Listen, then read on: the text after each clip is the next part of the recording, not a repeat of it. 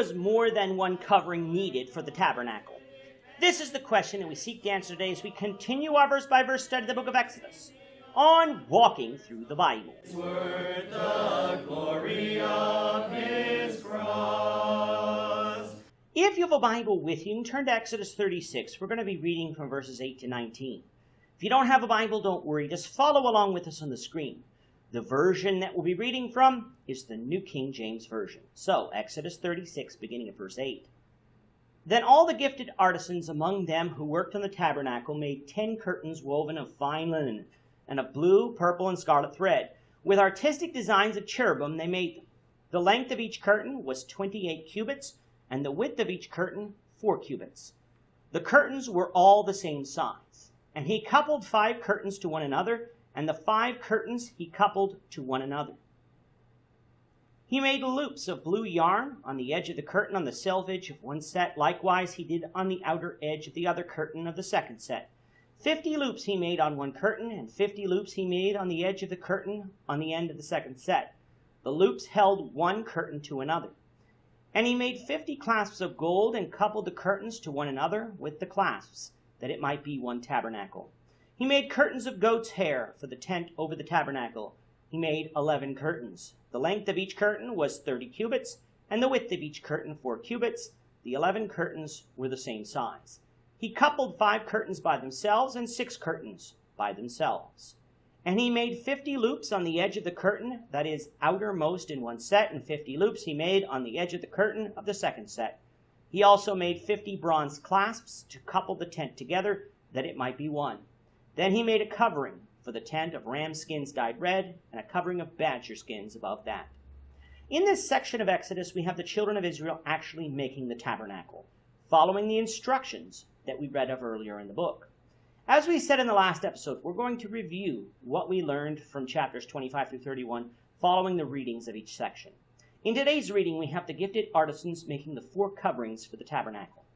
These instructions were found in chapter 26, lessons 98 and 99 of this series. If you recall, we discussed that the innermost covering of the tabernacle, the purple curtain, is placed directly over the structure. This curtain would actually be made with 10 curtains that were woven with fine linen of blue, purple, and scarlet thread. All of these materials were expensive and royal materials, hence their use as the innermost covering of the tabernacle. These curtains weren't to be plain, though. They were to be artistic designs of cherubim woven into them.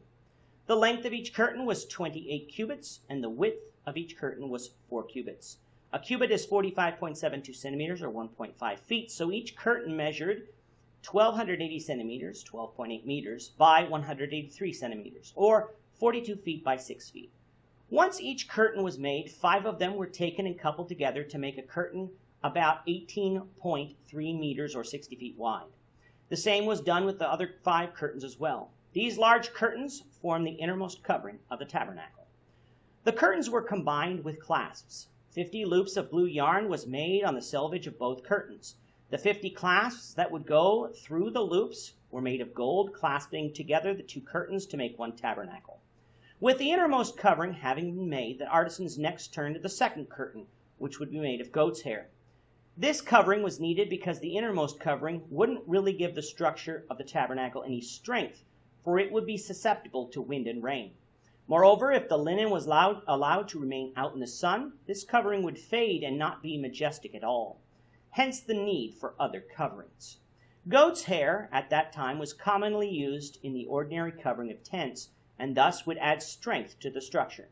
Like the innermost covering of the tabernacle, specific instructions were given for the making of this covering, and although these instructions were similar, they differed in a couple of significant ways. Instead of 10 curtains, like with the innermost covering, 11 curtains were made. The length of each curtain was 30 cubits in length instead of 28 cubits for the innermost covering, while the width of each curtain was 4 cubits, the same as the innermost covering. For this covering, each curtain measured 13.72 meters by 183 centimeters, or 45 feet by 6 feet. Once each curtain was made, the 5 curtains were coupled together, and then the remaining 6 curtains were also coupled together. The extra 6th curtain was able to be doubled back or folded back upon itself. This extra strip of curtain would help protect the structure in stormy weather, but be able to be folded back when not needed. By having the sixth curtain, though, meant that the width of the entire covering when put together would be longer than the innermost covering by 2 cubits, or half a curtain, something we'll get to in a moment. Once these 2 curtains were made, you need to put them together, a process that was very similar to the innermost covering. They made 50 loops on the edge of the curtain that is innermost in one curtain, and 50 loops on the edge of the curtain of the second set. They made 50 bronze clasps, unlike the gold clasp for the innermost covering, put the clasps into the loop, and coupled the tent together so that it would be one. Now, as we said earlier, the second covering is larger than the innermost covering.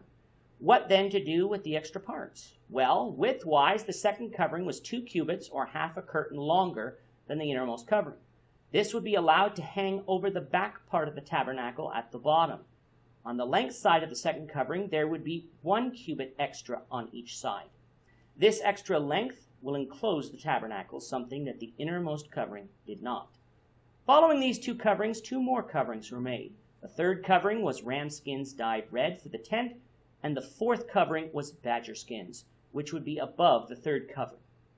It is supposed that the third covering is attached to the ground in a triangular fashion because the ram skin covering is described as being for a tent, but such is speculation and cannot be determined with certainty. Both of these coverings were necessary not only to add strength to the tabernacle, but protect it from rain. With that, our time is up for today. The Lord willing, we hope you'll join us for tomorrow's discussion of Exodus chapter 36, verses 20 to 30, as we continue our walk through the Bible, one verse at a time. Thank you for watching today's episode. We hope that you found it edifying and ask that you not only subscribe to our channel and podcast, but that you like and share this episode among your friends, so that the saving gospel of Jesus Christ can go out to the whole world.